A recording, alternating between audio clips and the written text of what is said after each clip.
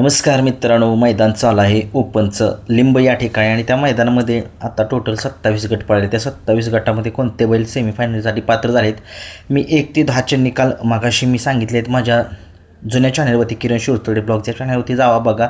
आणि जर नवीन असतील जर त्यांना 1 ते 27चे मी निकाल सांगतो ह्या आपल्या नवीन चॅनलवरती.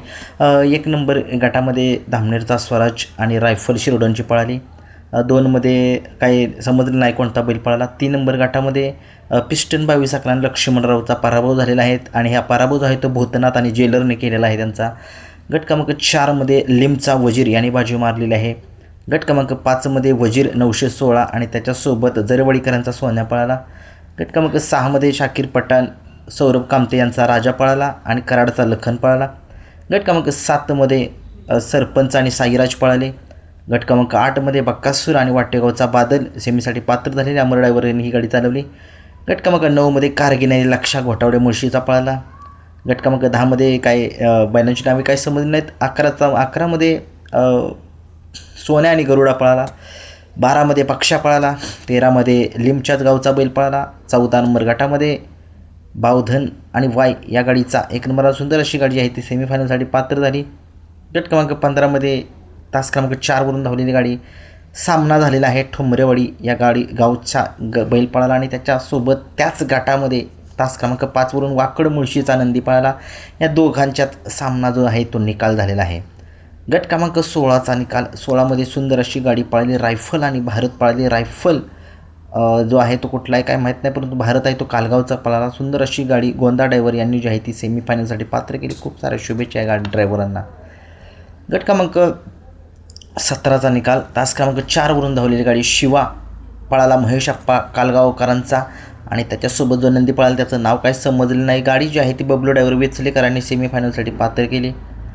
गट क्रमांक 18मध्ये या बैलगाडा शर्यत क्षेत्रामध्ये एक मोठं नाव आहे. या बैलाचं संबंध महाराष्ट्र त्याला ओळखतो असा हा सचिन शेठ चव्हाण वाय 81 त्यांचा मोठ्या मैदानाचा मोठा वस्ताद रायफल पळाला आणि त्या रायफलसोबत पळाला विनायक शेठ लेंगरे यांचा एक टॉपचा हत्यार, त्यांचं एक टॉपच्या धावणीतलं एक टॉपचा नंदी आहे डायमंड आणि रायफल 81 या जोडीनं आज चांगला गट काढला आहे, सुट्टा गट काढला आहे.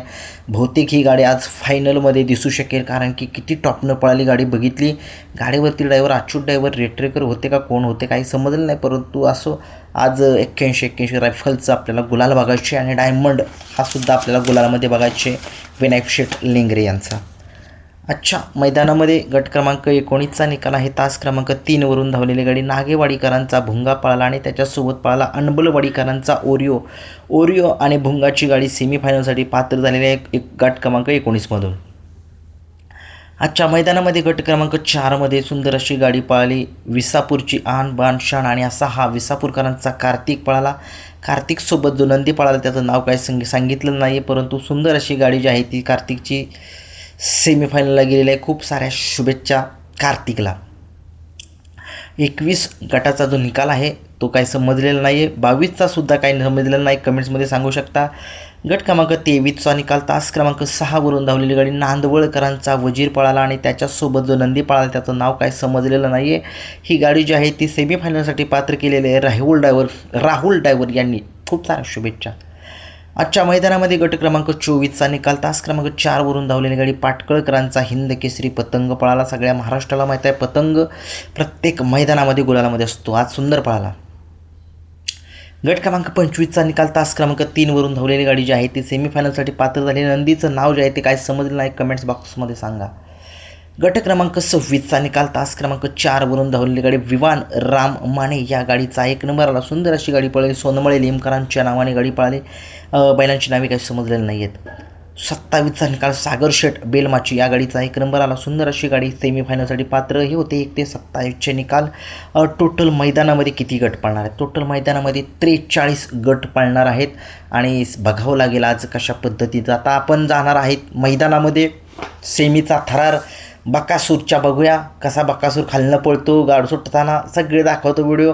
रायफल 81 हा सुद्धा कसा पळतो आहे बघूया. आता कसं मी जेवढे पॉसिबल होईल तेवढे नंदींचं जे आहे ते व्हिडिओ करेन, इंटरव्ह्यू चांगले घेईन, थोडंसं डोळ्याचा थोडासा प्रॉब्लेम आहे, त्याच्यामुळे जरा समजून घ्या.